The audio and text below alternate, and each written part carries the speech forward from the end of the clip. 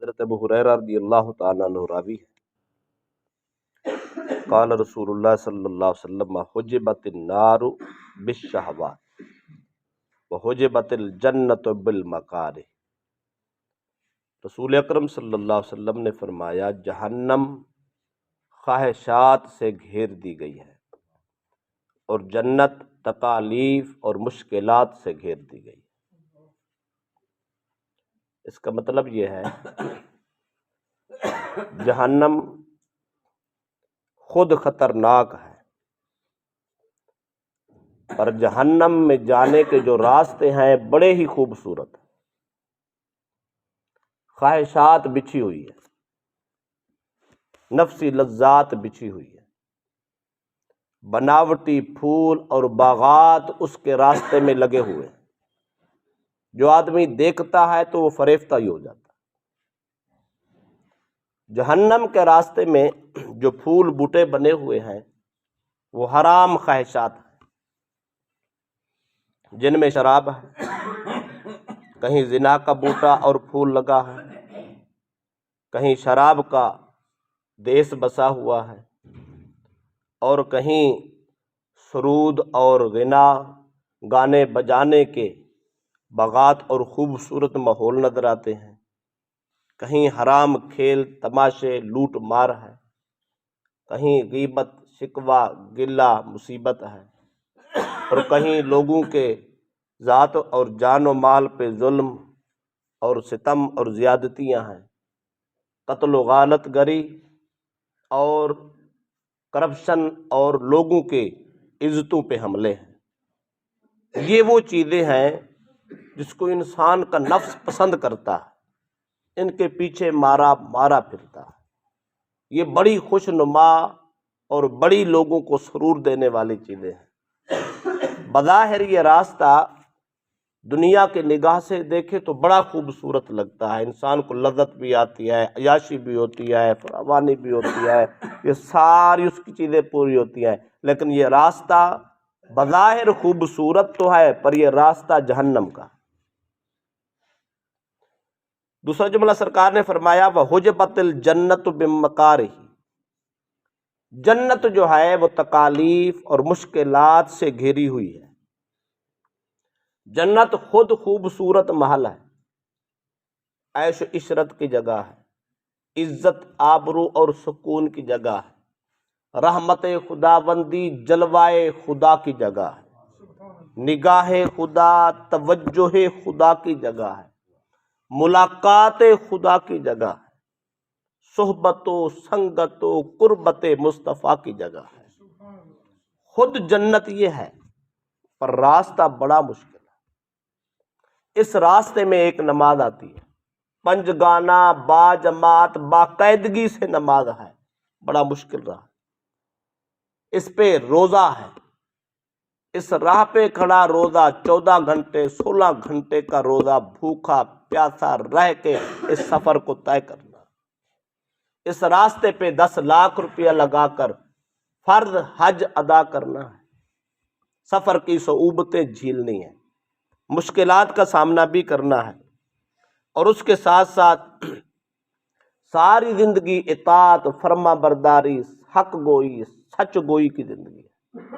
خواہشات سے پرہیز کرنا، نفس کو قتل کرنا،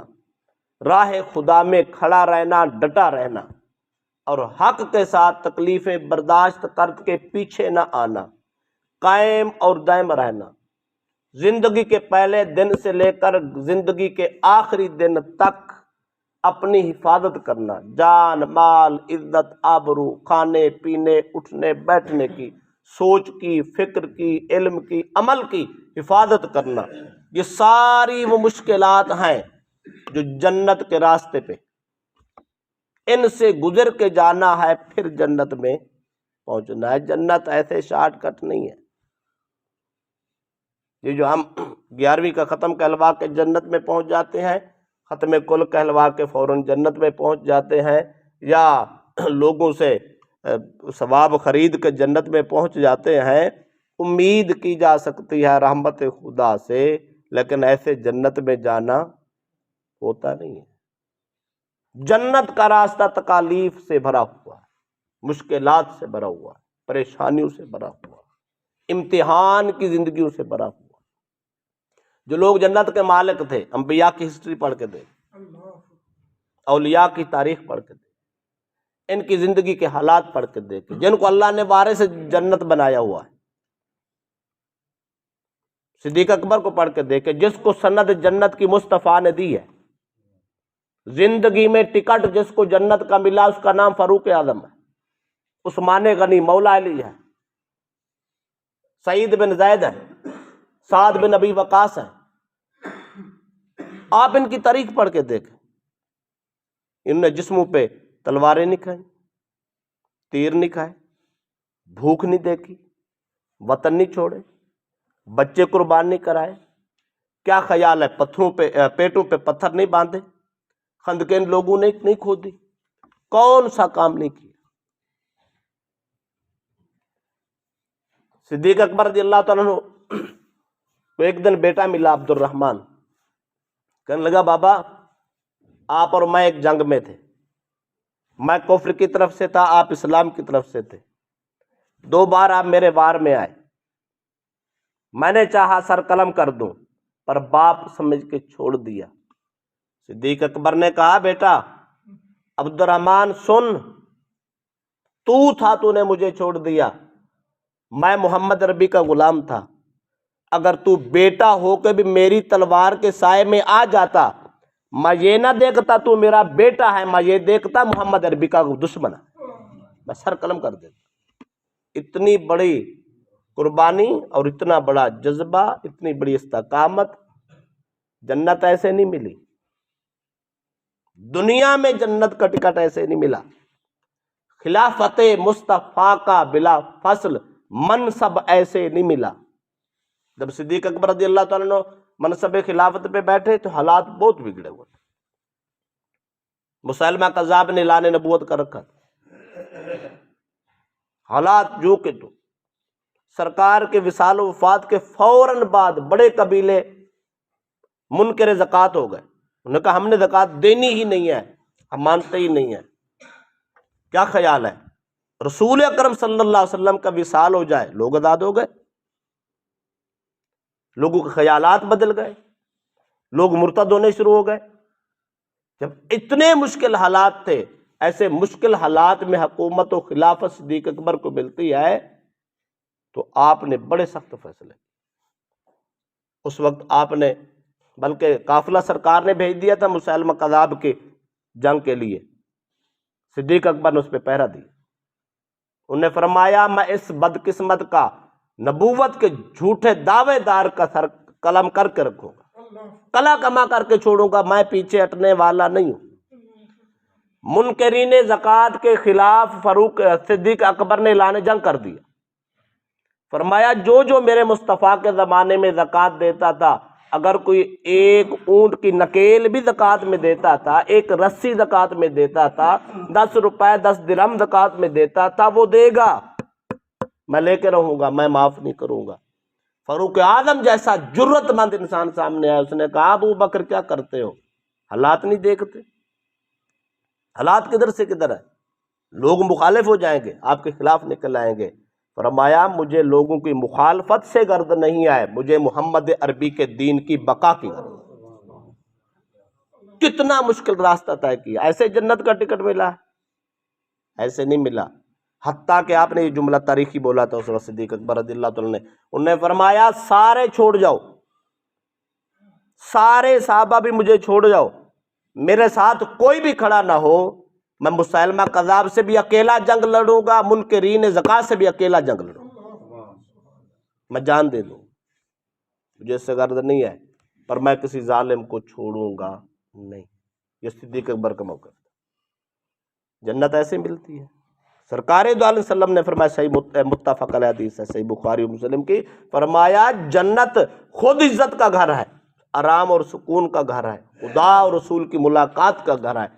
بڑی عزت والا گھر ہے، پر راستے میں بڑی مشکلیں ہیں، بڑے کانٹ۔ کیا خیال ہے، جسم کا 2 ٹکڑے ہو جانا چھوٹا سا کام ہے، تپتی ریت پہ ننگے جسم کے ساتھ گھسیٹتے رہنا بلال حبشی جیسے جوان کو چھوٹا سا کام ہے۔ جناب یاسر کی تاریخ پڑھے تو ظالموں نے دونوں ٹانگوں میں رسے ڈال کے اونٹوں کے ساتھ باندھ کے اونٹ دوڑائے، 2 ٹکڑے ہو گئے، چھوٹا سا کام ہے۔ اتنی آسان جنت ملی ہے؟ جنت آسان نہیں ہے، ہم نے ڈھونگ رچایا ہوا ہے۔ جنت کمانے کے لیے مشکلات کا سامنا ہوگا، یخ لخت ٹھنڈے پانی سے وضو کرنا پڑتا ہے،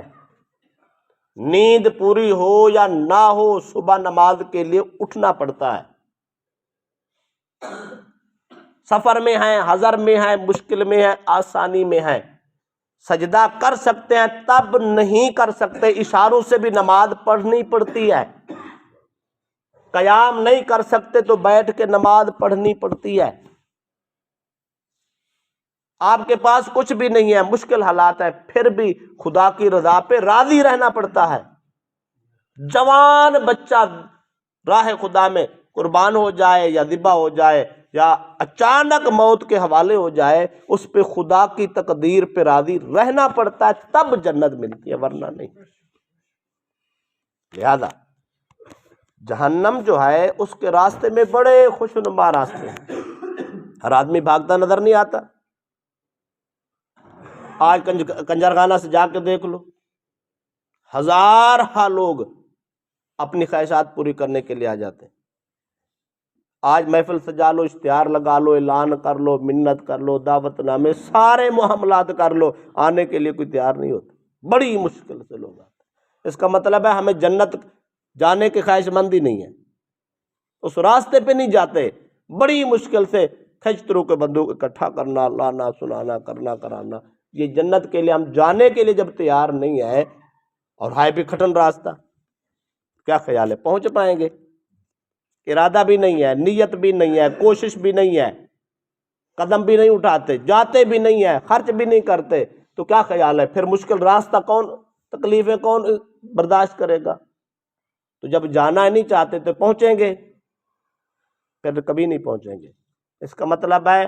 ہمیں سب سے پہلے نیت درست کرنی ہوگی، ارادہ کرنا ہوگا، پختہ عزم کرنا ہوگا، پھر کوشش کرنی ہوگی، کوشش کے بعد پھر تکلیفیں برداشت کرنی ہوگی، یہ سارے کام کریں گے تو آگے جنت،